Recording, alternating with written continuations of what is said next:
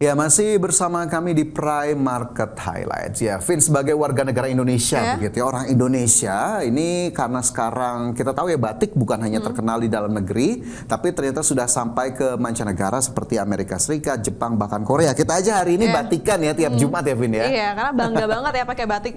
Dan sekarang juga nih Fajar ya, batik itu sudah menjadi tren fashion yang bisa digunakan banyak generasi. Ya, karena sepertinya kalau sudah pakai batik tuh kita lebih gimana gitu ya, karismanya lebih keluar ya.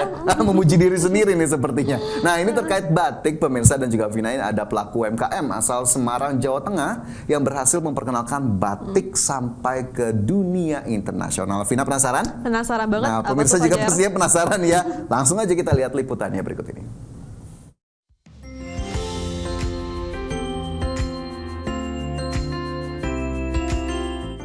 Inilah Henny Kristiningsih, wanita berusia 57 tahun yang mampu membawa produk UMKM batik hingga go internasional.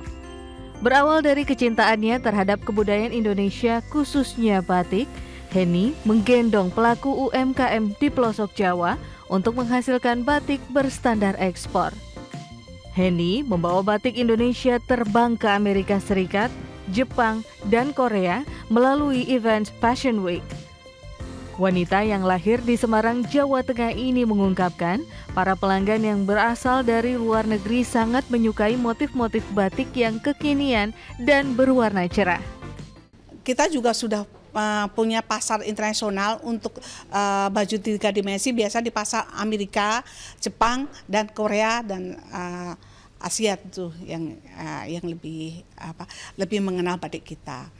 Sangat luar biasa ya, kita berkali-kali pameran, kita pernah pameran kemarin di Fashion Week Hong Kong, terus pernah pameran di handicraft di Korea, dan ada pameran juga di waktu kemarin di Kamboja.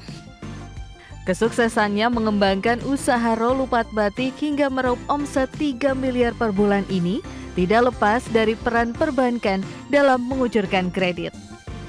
Karena saya dibiayai oleh BRI, waktu pengajuan KUR itu sekitar, ya mungkin tinggi karena ada jaminannya 3 miliar, tapi saya salurkan ke UMKM dengan cara membeli putus, sehingga para UMKM itu bisa memproduksi lagi dan bisa berkarya lagi. BRI sangat meringankan bunganya kepada para UMKM.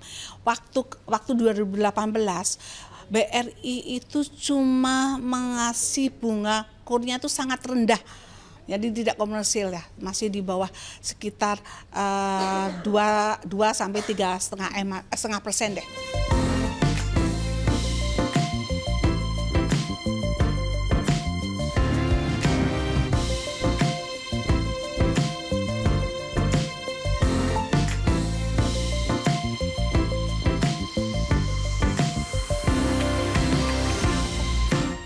Pemirsa, batik bukan hanya kain bermotif cantik, namun juga warisan budaya Indonesia yang harus dijaga dan dilestarikan agar semakin mendunia.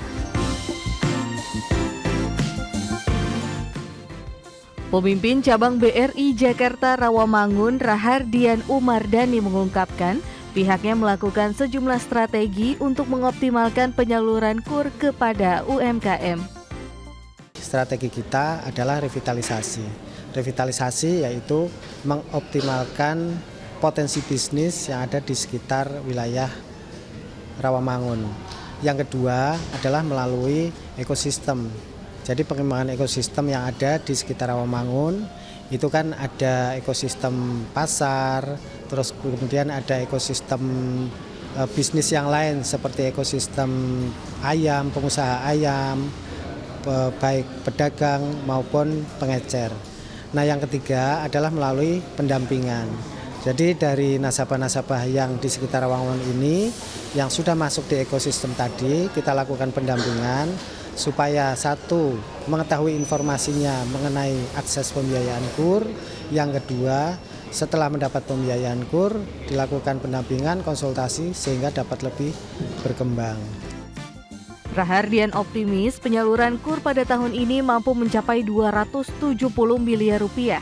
Adapun hingga Maret 2025, BRI Jakarta Rawamangun sudah menyalurkan KUR hingga 54 miliar rupiah atau sekitar 20% dari target.